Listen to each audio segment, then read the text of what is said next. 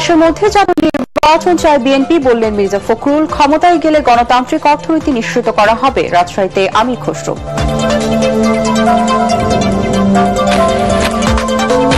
অন্তর্বর্তী সরকারের মধ্যে আরেকটি সরকার কাজ করছে, মন্তব্য গণফোরাম নেতা সুব্রত চৌধুরীর। জুলাই সনদকে কেন্দ্র করে বিরোধ নিষ্পত্তির তাগিদ।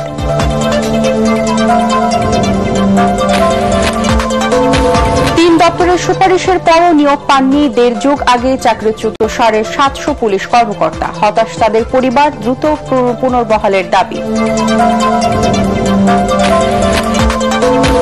নারায়ণগঞ্জের আলোচিত ত্বকী হত্যা মামলার তদন্ত শেষ হলেই প্রতিবেদন জানালো র্যাব। নরসিংদী থেকে দেশি বিদেশি 11টি অস্ত্রসহ 8 জন গ্রেপ্তার। এবং জামালপুরের ঝিনাই নদীতে নিখোঁজ আরো এক শিশুর মৃতদেহ উদ্ধার। ঢাকা মাওয়া এক্সপ্রেসওয়েতে 5টি যানবাহনের সংঘর্ষে 10 জন আহত।